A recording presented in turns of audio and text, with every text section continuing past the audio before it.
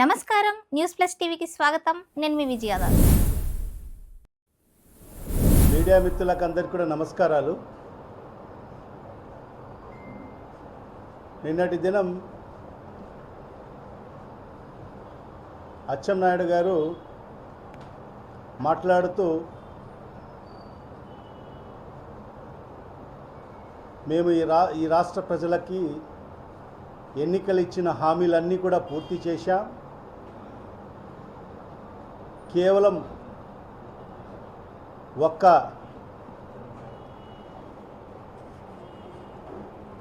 ఆడబిడ్డ నిధి ఒకటి ఇవ్వాల్సి ఉంది.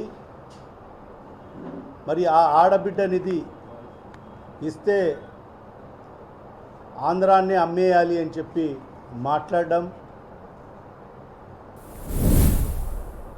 చూస్తే ఏ విధంగా ఉందంటే, చంద్రబాబు నాయుడు ఏదైతే హామీలు ఇచ్చాడో ఆ హామీలన్నీ కూడా నీరు గార్చేదానికి ప్రయత్నంలో భాగంగా ప్రజల్ని మైండ్ సెట్ చేసేదానికోసం మరి ఈ రకంగా మంత్రుల చేత మాట్లాడిస్తున్నాడు అని చెప్పి మనమందరం కూడా భావించాల్సిన అవసరం ఉంది.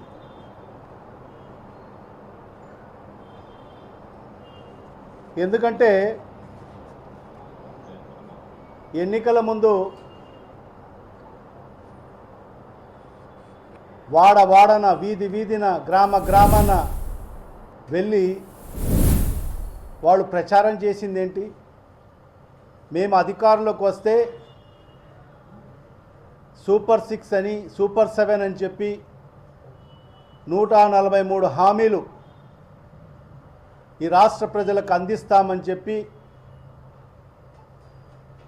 బాబు షూరిటీ భవిష్యత్ గ్యారంటీ అని చెప్పి ఒక ప్రోగ్రాం పెట్టి చంద్రబాబు నాయుడు మాట్లాడమే కాకుండా మరి ఆయన తనయుడు లోకేష్ బాబు కూడా ప్రజాగళం అని చెప్పి పాదయాత్ర చేస్తూ ప్రతి సభలో కూడా మేము ఖచ్చితంగా ఈ సూపర్ 6 సూపర్ 7 హామీలు నెరవేర్స్తామని చెప్పి ప్రగల్భాలు పలికిన పరిస్థితి మనందరికీ కూడా తెలిసిన విషయమే. మరి వాళ్ళు పక్క చెప్పుకుంటూ పోతే క్షేత్రస్థాయిలో కూడా తెలుగుదేశం పార్టీకి సంబంధించిన నాయకులందరూ కూడా ప్రతి గడపకు వెళ్ళి వాళ్ళకందరికి కూడా చంద్రబాబు నాయుడు మరియు పవన్ కళ్యాణ్ గారు సంతకాలు పెట్టిన బాండ్లను తీసుకొచ్చి మీ ఇంట్లో ఎంతమంది ఉండారు అంటే ఎంతమంది పిల్లలు ఉండారు వాళ్ళకందరికి కూడా ఏదైతే అమ్మఒడి తల్లికి వందనం ఇస్తామని చెప్పి మరి అదేవిధంగా స్త్రీ నిధి కింద 18 సంవత్సరాలు నిండిన ప్రతి మహిళకు కూడా సంవత్సరానికి 18,000 ఇస్తామని చెప్పి మీ ఇంట్లో ఎంతమంది ఉండారని చెప్పి మరి దానికి క్యాల్కులేట్ చేసి ఈ సంవత్సరానికి ఇంత వస్తుంది, 5 ఏళ్లకు మన ప్రభుత్వం వచ్చిన తర్వాత మీకు మీ కుటుంబానికి ఇంత లబ్ధి జరుగుతుందని చెప్పి ఒక బాండ్ రూపంలో ప్రతి గడపకు మరి ఇచ్చిన పరిస్థితి మనందరికీ కూడా తెలిసిన విషయం. మరి ఇవాళ అదే నోటితో మరి ఈరోజు అచ్చెన్నాయుడు గారు మరి ఏదైతే స్త్రీ నిధి కింద నెలకు 1,500 అంటే సంవత్సరానికి 18,000 ఇవ్వాలంటే ఆంధ్ర రాష్ట్రాన్ని అమ్మేయాలి అని చెప్పి మాట్లాడడం ఎంతవరకు సమంజసమో ఒక్కసారి ఈ రాష్ట్ర ప్రజలందరూ కూడా ఆలోచన చేయాల్సిన అవసరం ఉంది. అంటే ఈ రాష్ట్రంలో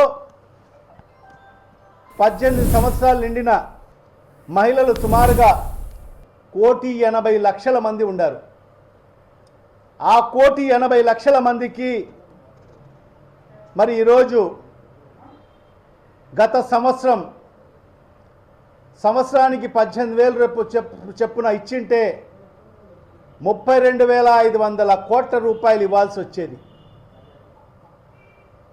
మరి మొదటి సంవత్సరం మరి ఈ ఆడబిడ్డ నిధికి ఏదైతే 32,500 కోట్ల రూపాయలకు పంగనామం పెట్టడం జరిగింది చంద్రబాబు నాయుడు.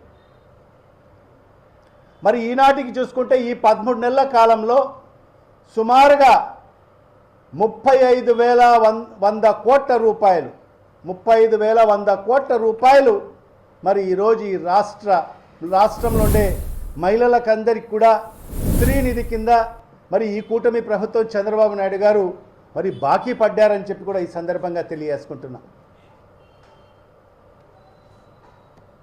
మరి ఇవాళ నేను ఈ మీడియా ముఖంగా చంద్రబాబు నాయుడుకి కానీ మరి లోకేష్ కానీ మరి పవన్ కళ్యాణ్ గారికి కానీ సూటిగా ప్రశ్నిస్తున్నా. మీరు ఎన్నికల ముందు ఈ రాష్ట్ర ప్రజలకు హామీలు ఇచ్చేటప్పుడు మీరు ఇవన్నీ కూడా ఆలోచన చేయలేదా? ఎందుకంటే లోకేష్ బాబు తన యువగళం పాదయాత్రలో మరి అనేక సందర్భాల్లో మీడియాతో మాట్లాడడం జరిగింది. మరి మేము కూడా ఈ రాష్ట్ర ప్రజలందరూ కూడా చూశారు. ఒక యాంకర్ ఆయనతో ఇంటర్వ్యూ తీసుకుంటున్నప్పుడు మరి యాంకర్ అడగడం జరిగింది, మరి ఇప్పటికే మీరు కానీ మీ తండ్రి గారు కానీ జగన్మోహన్ రెడ్డి గారు సంక్షేమ పథకాలు ఇస్తున్నాడు, మరి ఈ రాష్ట్రం అంతా కూడా దివాలా తీరుతుంది అని చెప్పి మీరు మాట్లాడుతున్నారు కదా, మరి మీరు ఇస్తున్న హామీలు ఏ విధంగా నెరవేరుస్తారని చెప్పి ఒక ప్రశ్న అడిగితే మరి లోకేష్ యొక్క సమాధానం ఏ విధంగా ఉన్నిందో ఒకసారి రాష్ట్ర ప్రజలందరూ కూడా గమనించాలి. మేమంతా లెక్కాచారాలు వేసుకున్నాం, ఏ పథకానికి ఎంత డబ్బులు అవసరం అవుతుందో మరి ఖచ్చితంగా మా ప్రభుత్వ అధికారంలోకి వచ్చిన తర్వాత మరి ఖచ్చితంగా మరి ఆ పథకాలు ఈ రాష్ట్ర ప్రజలకు అందిస్తాము. మాకన్నీ తెలుసు, ఈ రాష్ట్రానికి సంబంధించిన బడ్జెట్ ఎంత అన్నీ తెలుసుకొని అన్ని లెక్కాచారాలు వేసుకొని మేము ఈరోజు ప్రజలకు హామీలు ఇవ్వడం జరిగింది. బాబు షూరిటీ మరి భవిష్యత్ గ్యారంటీ అనే కార్యక్రమంలో కూడా గడప గడపకు మేము చెప్పడం జరిగింది. ఖచ్చితంగా మా ప్రభుత్వం అధికారంలోకి వస్తే మరి ఈ పథకాలన్నీ కూడా ఖచ్చితంగా ప్రజలకు అందరికీ కూడా అందిస్తామని చెప్పి మరి ఆ రోజు మాట ఇవ్వడం జరిగింది. ఒకవేళ మేము చెప్పిన హామీలు నెరవేర్చకపోతే ఖచ్చితంగా మా కాలరు పట్టుకోండి అని చెప్పి కూడా మరి ఆ రోజు ఆ ఇంటర్వ్యూలో మాట్లాడడం జరిగింది. మరి ఇవాళ ఈ సంవత్సరం కాలంలో 13 నెలల కాలంలో మీరు ఇచ్చిన హామీలు సూపర్ 6 పేరుతో సూపర్ 7 పేరుతో మరి ఏ మటుకు ఈ రాష్ట్ర ప్రజలకు నెరవేర్చారో ఒక్కసారి సమాధానం చెప్పాల్సిన అవసరం ఉంది. మరి మొన్నటికి మొన్న ఈ రాష్ట్ర ముఖ్యమంత్రి మరి చంద్రబాబు నాయుడు గారు కూడా మాట్లాడుతూ మేము ఇచ్చిన హామీలు సూపర్ 6లో అన్నీ నెరవేర్చేసాము, అన్నీ ఇచ్చేసాము, మరి ఎవరన్నా మరి ఇవ్వలేదని చెప్తే మరి వాళ్ళ నాలిక అని చెప్పి సమయం ఇచ్చి మరి ఏమనుకున్నాడో ఏమో కానీ మీ నాలుక మందం అని చెప్పి మాట్లాడడం జరిగింది. అంటే కోస్తామని చెప్పలేక మరి మీ నాలుక మందం అని చెప్పడం జరిగింది. అంటే ఏ మేరకు ఈ రాష్ట్ర ప్రజల్ని మరి మోసం చేస్తున్నారో ఒక్కసారి ఈ రాష్ట్ర ప్రజలందరూ కూడా ఆలోచన చేయాల్సిన అవసరం ఉంది. మరి ఇవాళ ఈ సూపర్ 6లో మరి వాళ్ళు నెరవేర్చింది ఎన్ని? మరి సూపర్ 6 హామీల్లో 20 లక్షల మందికి ఉద్యోగాలు ఇస్తామని చెప్పారు. మరి ఈ సంవత్సర కాలంలో ఏ ఒక్కరికన్నా ఉద్యోగం వచ్చిందా ఈ రాష్ట్రంలో అని చెప్పి నేను ఇవాళ సూటిగా ప్రశ్నిస్తున్నాను. ఉద్యోగం వచ్చినంత వరకు 3,000 రూపాయలు నిరుద్యోగ భృతి ఇస్తా అని చెప్పడం జరిగింది. మరి ఏ ఒక్కరికన్నా ఈ రాష్ట్రంలో నిరుద్యోగులకు సుమారుగా 1,20,00,000 మంది నిరుద్యోగులు ఉన్నారు. డిగ్రీలు చదువుకొని, ఇంజనీరింగ్ చదువుకొని, MBA MCA లాంటి ఉన్నత చదువులు చదువుకొని మరి ఉద్యోగాల కోసం ఎదురు చూస్తున్నారు. మరి ఇవాళ 1,20,00,000 మంది నిరుద్యోగులకందరికీ ఏ ఒక్కరికన్నా ఒక్క నయా పైసా ఈ సంవత్సరం కాలంలో ఇచ్చాడా అని చెప్పి మరి ప్రతి నిరుద్యోగి కూడా ఈరోజు 36,000 రూపాయలు మరి ఈ ప్రభుత్వం కూటమి ప్రభుత్వం బకాయి పడిన పరిస్థితి మరి అదే కాకుండా మొదటి సంవత్సరం తల్లికి వందనం, మీ ఇంట్లో ఎంతమంది పిల్లలు ఉంటే అంతమందికి నీకు 15,000 నీకు 15,000 నీకు 15,000 చెప్పేసి మరి మొదటి సంవత్సరం పంగనామాలు పెట్టిన పరిస్థితి.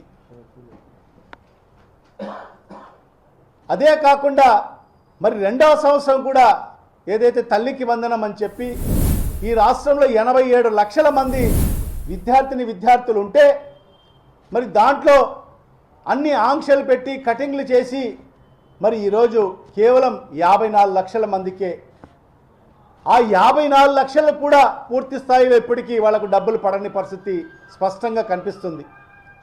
మొన్న మనం సోషల్ మీడియాలో చూస్తున్నాం, ఒక పాఠశాలలో సుమారుగా 380 మంది విద్యార్థులు చదువుతూ ఉంటే ఏ ఒక్కరికి కూడా ఆ పాఠశాలలో మరి తల్లికి వందనం పడని పరిస్థితి మన సోషల్ మీడియాలో వైరల్ అవుతుంది. మరి అనేక మందికి ఈరోజు తల్లికి వందనం రాని పరిస్థితి ఈరోజు స్పష్టంగా కనిపిస్తుంది.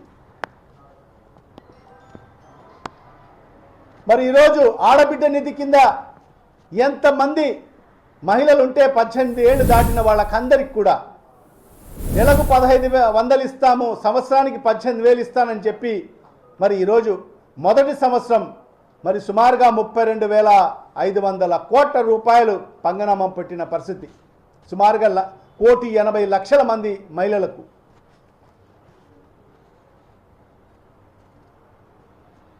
మరి అదేవిధంగా మహిళలకందరికి కూడా ఉచిత బస్సు ప్రయాణం అన్నారు.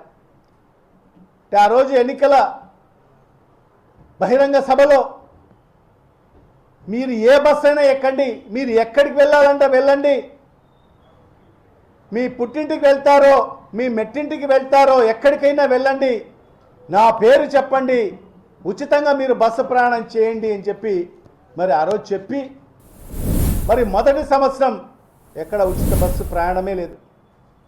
మహిళలందరూ కూడా ఎదురు చూశారు, మరి పాపం వాళ్ళ పుట్టింటికి వెళ్ళాలని చెప్పి, ఇక్కడ నుంచి వైజాగ్ కానీ మరి ఇతర సుదూర ప్రాంతాలకు వెళ్ళాలని చెప్పి మరి ఈ సంవత్సరం కాలంలో ఈ 13 నెలల కాలంలో మహిళలందరూ కూడా ఎదురు చూడడం జరిగింది, ఆ ఉచిత బస్సు వస్తుందని చెప్పి. ఆ ఉచిత బస్సు కూడా మొదటి సంవత్సరం పంగనామం పెట్టడం జరిగింది. మరి అదే రకంగా ఆ సూపర్ 6 హామీలో భాగంగా ప్రతి ఆడపడుచుకు సంవత్సరానికి 3 గ్యాస్ బండలు ఇస్తానని చెప్పాడు. మరి ఈరోజు సుమారుగా 90 లక్షల మంది ఈరోజు గృహిణీలు ఉన్నారు మరి ఈ దీపం పథకం కింద. మరి వాళ్ళందరికీ కూడా మరి సంవత్సరానికి 3 గ్యాస్ బండలు ఇస్తానని చెప్పి మరి మొదటి సంవత్సరంలో అరకొరగా కేవలం కొందరికి మాత్రమే, అది కూడా సంవత్సరానికి 1 గ్యాస్ సిలిండర్ ఇచ్చేసి మరి చేతులు దులుపుకున్న పరిస్థితి. మరి ఈ రకంగా ఏ ఒక్క హామీ నెరవేర్చారు ఈ సూపర్ 6లో. మరి అదే కాకుండా 50 ఏళ్ళు నిండిన బీసీ ఎస్సీ ఎస్టీ మహిళలకందరికి కూడా మరి పెన్షన్లు 4,000 రూపాయలు ఇస్తానని చెప్పాడు. మరి ఏ ఒక్కరికన్నా ఈ రాష్ట్ర వ్యాప్తంగా 50 ఏళ్ళు పైబడిన మహిళలకు కానీ పురుషులకు కానీ అందరికి కూడా ఒక్కరికన్నా పెన్షన్ ఇచ్చాడా? ఈ సంవత్సరం కాలంలో ఒక్కరికంటే కొత్త పెన్షన్ వచ్చిందా? మరి వాళ్ళు కూడా సుమారుగా 40 లక్షల మంది ఈరోజు ఎదురు చూస్తున్నారు, మాకు పెన్షన్ ఎప్పుడు వస్తుందా అని చెప్పి, ఈ ప్రభుత్వం పెన్షన్ ఎప్పుడు ఇస్తుందా అని చెప్పి. మరి ఈ రకంగా ఏ ఒక్క హామీ కూడా నెరవేర్చుకోకుండా మరి ఈరోజు ఈ రాష్ట్ర ముఖ్యమంత్రి మేము అన్ని హామీలు నెరవేర్చేశాము, మరి ఎవరైనా నెరవేర్చలేదని చెప్తే మరి వాళ్ళ నాలిక మందమని చెప్పి మాట్లాడడం ఎంతవరకు సమంజసమో ఒక్కసారి ఈ రాష్ట్ర ప్రజలందరూ కూడా ఆలోచన చేయాల్సిన అవసరం ఉందని చెప్పి కూడా ఈ సందర్భంగా తెలియజేసుకుంటున్నా. ఒక్క ఆడబిడ్డ నిధి ఇచ్చేదానికే ఈ రాష్ట్రాన్ని అమ్మేయాలంట. అంటే ఆ రోజు నువ్వు ఏం మాట్లాడావు? నేను సంపద సృష్టిస్తా, జగన్మోహన్ రెడ్డి ఇస్తున్న సంక్షేమ పథకాలు అదే విధంగా కొనసాగిస్తూ ఇంకా మెరుగైన సంక్షేమ పథకాలు అందిస్తా, ఈ రాష్ట్రానికి సంపద సృష్టించి మరి ఆ సంపదలో మీకందరికి కూడా పంచిపెడతా, అని చెప్పిన మాటలు గుర్తు లేదా చంద్రబాబు? ఏమైపోయింది నీ సంపద సృష్టించడము? అంటే సంపద సృష్టించడం అంటే అప్పులు తీసుకురావడమా? అంటే ఒక రకంగా అచ్చెన్నాయుడు గారు మాట్లాడింది వాస్తవం. ఎందుకంటే ఈ రాష్ట్రాన్ని అమ్మేయాలని చెప్పాడు. ఇప్పటికే ఈ రాష్ట్రాన్ని అమ్మకం ప్రారంభించేశాడు చంద్రబాబు నాయుడు. అధికారంలోకి వచ్చిన మరుసటి రోజు నుంచే ప్రతి ఒక్కరి తలపైన ఈరోజు లక్షల రూపాయలు అప్పు చేయడం జరుగుతుంది చంద్రబాబు నాయుడు. మరి ఈరోజు అప్పుల్లో తీస్తే అప్పుల సామ్రాట్గా కూడా మరి ఈరోజు ఈ భారతదేశంలో ఆయనకు బిరుదు ఇవ్వచ్చు. ఎందుకంటే ఈ ఒక్క సంవత్సరం కాలంలో 13 నెలలలో సుమారుగా 1,87,000 కోట్ల రూపాయలు అప్పు చేశాడు చంద్రబాబు నాయుడు. ఎంత?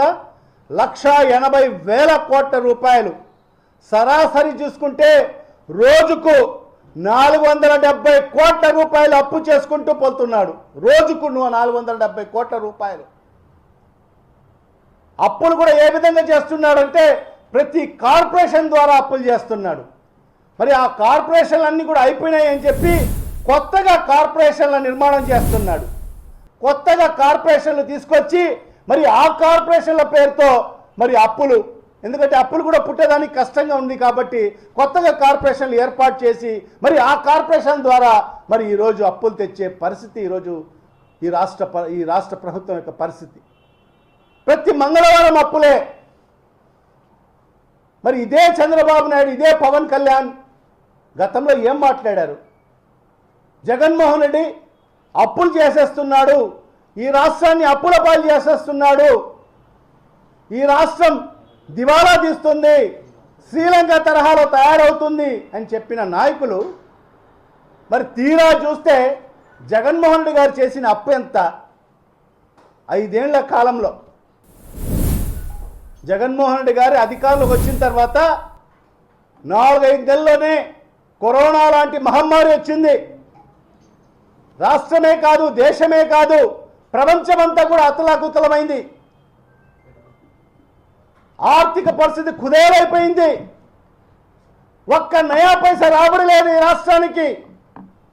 అలాంటి పరిస్థితిలో కూడా జగన్మోహన్ రెడ్డి గారు అనే వ్యక్తి, ఒక ప్రజానాయకుడు ఏ విధంగా ప్రజల్ని ఆదుకుంటాడో అది చేసి చూపించిన నాయకుడు జగన్మోహన్ రెడ్డి గారు. అలాంటి ఆపదమైన పరిస్థితుల్లో కూడా పేద ప్రజల్ని ఆదుకున్న వ్యక్తి జగన్మోహన్ రెడ్డి గారు. సంక్షేమ పథకాలు ఏదైతే ఆయన చెప్పాడో మరి ఆ సంక్షేమ పథకాలన్నీ కూడా క్యాలెండర్ పెట్టి ఆ క్యాలెండర్ ప్రకారంగా ప్రతి గడపకు చేర్పించిన వ్యక్తి జగన్మోహన్ రెడ్డి గారు. ఆ కష్టకాలంలో, కరోనా కష్టకాలంలో జగన్మోహన్ రెడ్డి గారు ఈ రాష్ట్ర ప్రజల్ని ఆదుకోకపోయింటే, పేద ప్రజల్ని ఆదుకోకపోయింటే మరి ఈ రాష్ట్రంలో ఎన్ని లక్షల మంది ఆత్మహత్యలు చేసుకునే వాళ్ళు ఒక్కసారి ఆలోచన చేయండి.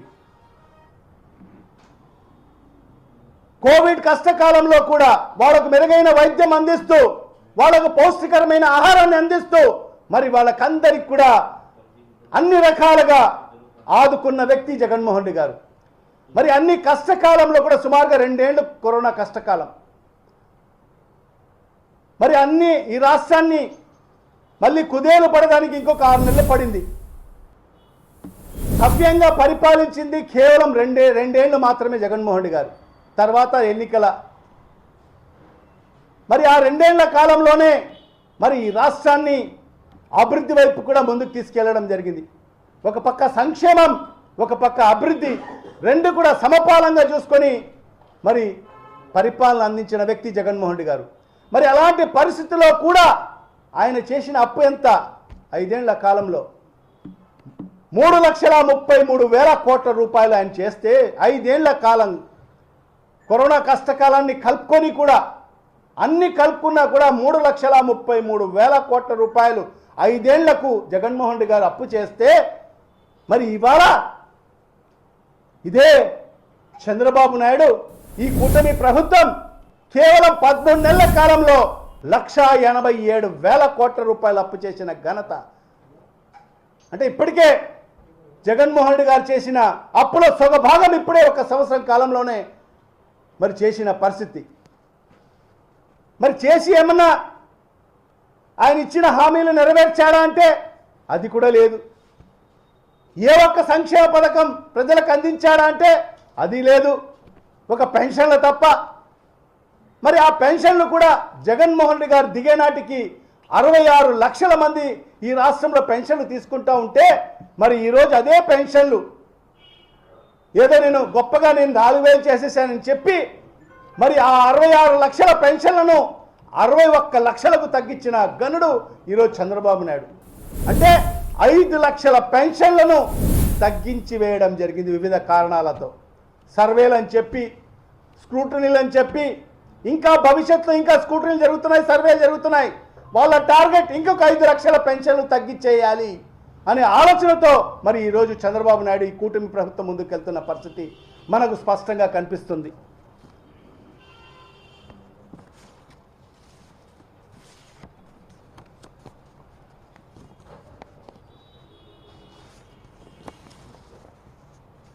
మరి ఈరోజు చూస్తే ఎవరన్నా మీరు ఎందుకయ్యా ఇది చేయడం లేదంటే వాళ్ళ మీద అక్రమ కేసులు, ప్రజల పక్షాన ఉండి ప్రజల గొంతుగా మాట్లాడితే వాళ్ళ మీద అక్రమ కేసులు, దొంగ కేసులు, రెడ్ బుక్ రాజ్యాంగం. నిజంగా ఈ 76 సంవత్సరాల స్వతంత్ర భారతదేశ చరిత్రలో ఏ రాష్ట్రంలో కూడా జరిగినటువంటి విధంగా మరి పరిపాలన ఈ రాష్ట్రంలో జరుగుతుంది. ఒక రెడ్ బుక్ పరిపాలన. ఆ రెడ్ బుక్ ఆ నిర్మాత మరి లోకేష్, మరి ఆయన కనుసైనల్లో మరి ఈరోజు ఈ పరిపాలన కొనసాగుతుంది. మరి ఎవరు కూడా ఈ ప్రభుత్వానికి ఎదురుడి మాట్లాడుకోకూడదు, ప్రశ్నించుకోకూడదు, ప్రజల పక్షాన మాట్లాడుకోకూడదు, మరి ఎవరిని కూడా పరామర్శించుకోకూడదు. మరి ఈరోజు చూస్తే రైతులందరూ కూడా ఆత్మహత్యలు చేసుకునే పరిస్థితి ఉంది ఈరోజు ఈ రాష్ట్రం. ఏ ఒక్క రైతుకు సోదరుడు కూడా సంతోషంగా లేడు. ఎందుకంటే మనందరికీ కూడా తెలుసు చంద్రబాబు నాయుడు మరి ఏదైతే కరువు అనేది కవల పిల్లలు లాంటి వాళ్ళు. ఎప్పుడైతే చంద్రబాబు నాయుడు అధికారంలోకి వస్తాడో మరి కరువు కూడా ఆయనతో పాటే రాష్ట్రంలో అడుగు పెట్టడం జరుగుతుంది. వస్తే అతివృష్టి లేకపోతే అనావృష్టి. మరి ఈరోజు ఈ రాష్ట్ర ప్రభుత్వం మరి రైతులను పట్టించుకున్న పాపాన పోలేదు. ఒక ప్రతిపక్ష నాయకుడిగా జగన్మోహన్ రెడ్డి గారు మరి ఆ రైతు సోదరుల్ని మరి పరామర్శించడానికి కూడా వీలు లేకుండా చేస్తారు, ఆంక్షలు పెట్టారు, కేసులు పెట్టారు. మరి ఈరోజు చూస్తే మిర్చి రైతులైతేమి, పొగాకు రైతులైతేమి, మామిడి రైతులైతేమి, వీళ్ళందరికీ కూడా ఎక్కడ కూడా గిట్టుబాటు ధర లేక విలవిలలాడుతున్న పరిస్థితి ఈరోజు ఈ రాష్ట్రంలో కనిపిస్తుంది.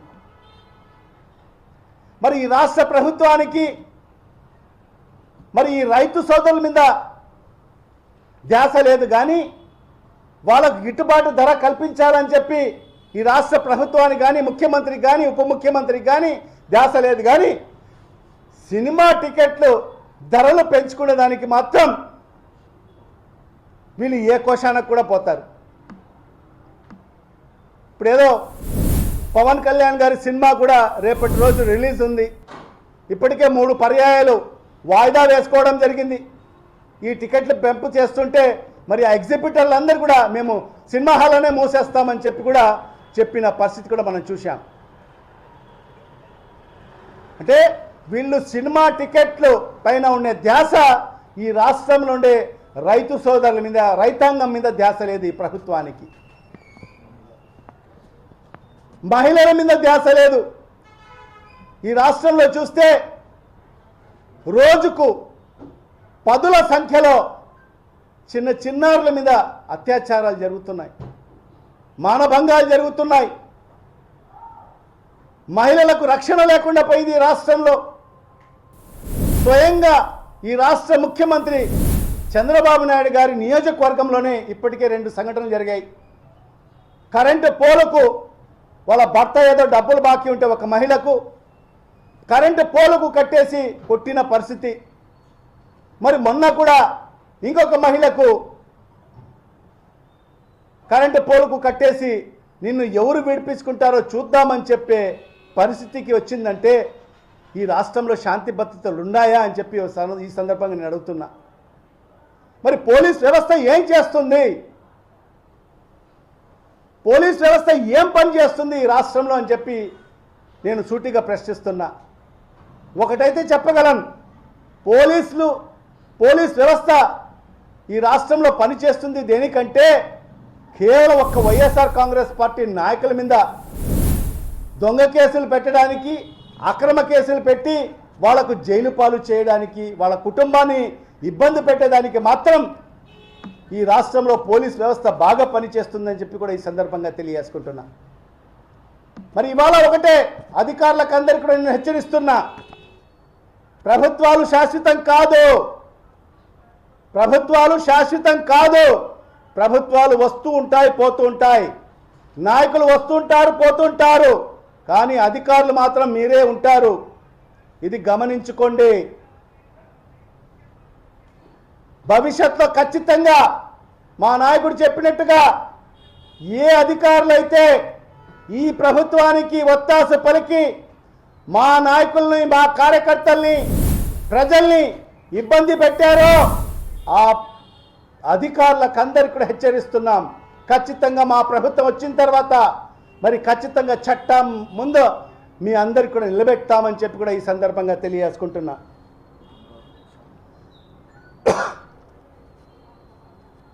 మరి ఈరోజు చూస్తే అభివృద్ధి, ఈ రాష్ట్రంలో ఎక్కడైనా అభివృద్ధి కనిపిస్తుందా? సంక్షేమం లేదు, అభివృద్ధి లేదు. ప్రతి వారమేమో 8 నుంచి 10,000 కోట్ల రూపాయల అప్పు మాత్రం పెరిగిపోతూ వస్తుంది. మరి ఈరోజు అమరావతి అని చెప్తున్నారు. మరి అమరావతికి కొద్దిపాటి వర్షం వస్తేనే మరి ఈరోజు అక్కడ జలమయమయ్యే పరిస్థితి చూశాం. మరి ఈరోజు కూడా సోషల్ మీడియాలో చూశాం. మరి మంత్రి నారాయణ గారు మరి ఆ ప్రాంతానికి పర్యటించి ఏదో అక్కడ ఇంజనీర్స్ అంతా కూడా ఏదో మాట్లాడుతూ ఉంటే మరి ఆ వర్షపు నీళ్ళన్నీ కూడా వచ్చేసి నిలబడిపోతూ ఉంది అని చెప్పి వాళ్ళు మాట్లాడుతూ ఉంటే మరి వాళ్లకు చివాట్లు పెట్టడం, గెట్ అవుట్ అని చెప్పి మాట్లాడడం అంతా కూడా మేము సోషల్ మీడియాలో చూస్తున్నాం. అంటే అమరావతి తప్ప ఈ రాష్ట్రంలో ఎక్కడ కూడా ఒక్క నయా పైసా పని జరిగిన పరిస్థితి లేదు. మరి ఆ అమరావతి చూస్తే మరి ఎప్పుడు వర్షం వచ్చినా కూడా అది నీటిలో మునిగిపోయే నావ లాంటిది ఆ అమరావతి. కేవలం చంద్రబాబు నాయుడు సామాజిక వర్గానికి మేలు చేయాలని, మరి రియల్ ఎస్టేట్ వ్యాపారస్తులకు మేలు చేయాలని తప్ప మరి ఏ సామాన్యమైన ప్రజలకు మేలు జరిగే పరిస్థితి లేదు ఈ అమరావతి రాజధాని ద్వారా అని చెప్పి కూడా ఈ సందర్భంగా తెలియజేసుకుంటున్నా. మరి అదే కాకుండా మరి ఇవన్నీ కూడా ఈ రాష్ట్రాన్ని అమ్మేయాలని చెప్పి ఇప్పటికే అమ్మకం ప్రారంభించేశారు. ఇప్పుడే చెప్పాం, 1,87,000 కోట్ల రూపాయలు వివిధ రూపాల్లో మరి తాకట్టు పెట్టి మరి అప్పులు చేసిన పరిస్థితి. మరి అదే కాకుండా 99 పైసలకే దారాదత్తం భూములు చేస్తున్నారు ఈరోజు విశాఖపట్నంలో. అంటే రాష్ట్రాన్ని అమ్మేయడంలో అది ఒక భాగమే. 99 పైసలకు నేను ఇవాళ అందరికీ పిలుపునిస్తున్నా, వైజాగ్లో 99 పైసలకే ఈరోజు ఎకరా భూమి లభించే పరిస్థితి ఉంది. ఈ రకంగా అబ్బా కొడుకులు కలిసి ఈ రాష్ట్రాన్ని అమ్మేసేదానికి ముందడుగు వేయడం జరిగింది. ఖచ్చితంగా ఈరోజు ఒకటే చెప్తున్నాం, వైఎస్ఆర్ కాంగ్రెస్ పార్టీ మా అధినాయకుడు శ్రీ వైఎస్ జగన్మోహన్ రెడ్డి గారు ఖచ్చితంగా ప్రజాపక్షాన ఉంటాము, ప్రజల పక్షాన ఉండి పోరాటం చేస్తాం. మరి మీరు ఏదైతే హామీలు ఇచ్చారో సూపర్ 6 అని చెప్పి, సూపర్ 7 అని చెప్పి 143 హామీలు ఇచ్చారు కదా, మరి ఆ హామీలన్నీ కూడా ప్రజలకు అందేటట్టుగా ఖచ్చితంగా ప్రజా ఉద్యమాన్ని తీసుకొస్తాం. ప్రజలతో ఉద్యమం చేస్తాం. ఖచ్చితంగా ప్రజల పక్షాన నిలబడి పోరాటం చేస్తాం. భవిష్యత్తులో ఖచ్చితంగా చంద్రబాబు నాయుడు మరి అదేవిధంగా పవన్ కళ్యాణ్ మరి లోకేష్ గారికి మేము ఒకటే ప్రశ్నిస్తున్నాం, మీరు ఏదైతే ఇచ్చిన హామీలన్నీ కూడా నెరవేర్చండి, లేకపోతే లోకేష్ చెప్పినట్టుగా ఖచ్చితంగా మీ కాలర్ పట్టుకునే రోజులు కూడా దగ్గరలోనే ఉన్నాయని చెప్పి కూడా ఈ సందర్భంగా తెలియజేసుకుంటున్నాం.